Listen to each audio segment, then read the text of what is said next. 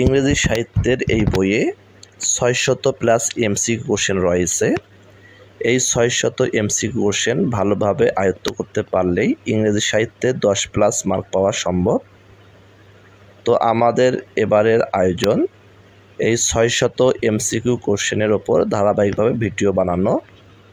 তো তারই পরিপ্রেক্ষিতে আজকের প্রথম ভিডিও হবে।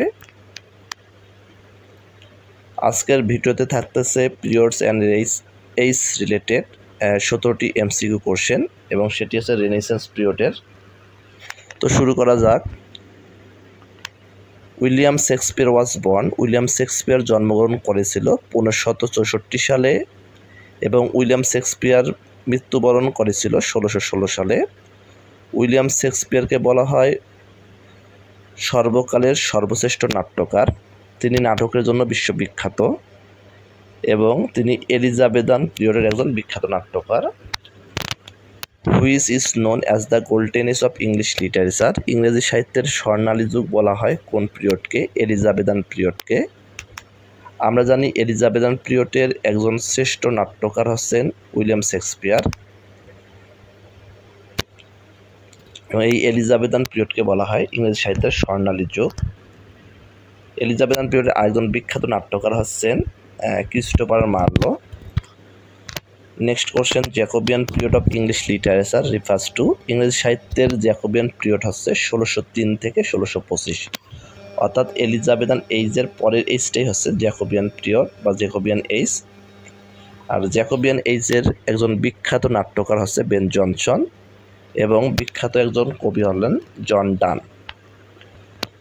Julius Caesar was the ruler of Rome about 2000 years ago, অর্থাৎ আজ থেকে 2000 বছর আগে রোমের সম্রাট ছিলেন Julius caesar.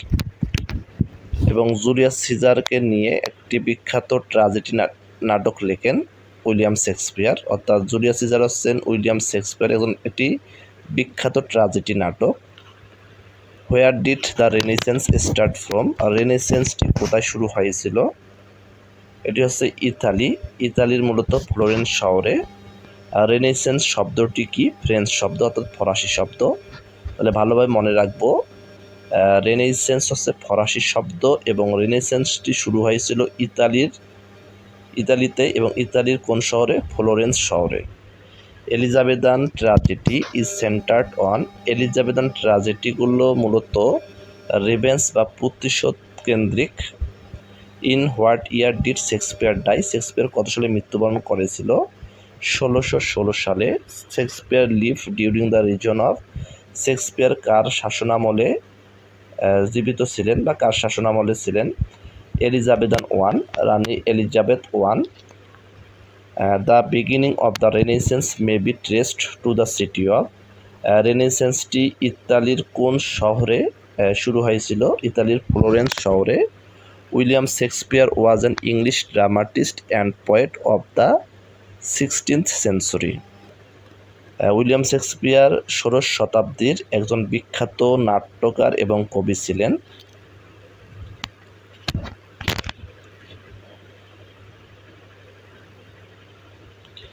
Next question, who among the following playwright?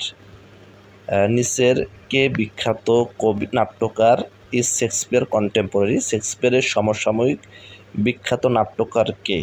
অথবা এলিজাবেথান এইজের একজন বিখ্যাত নাট্যকার কে?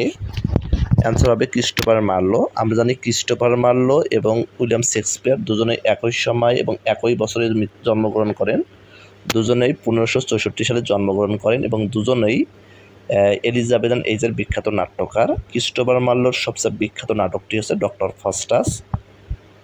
Which is the oldest period in English literature? ইংরেজি সাহিত্যের সবচাইতে প্রাচীন যুগ কোনটি?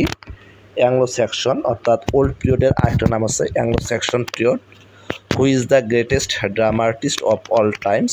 অর্থাৎ সর্বকালের সর্বশ্রেষ্ঠ নাট্যকারকে? William Shakespeare.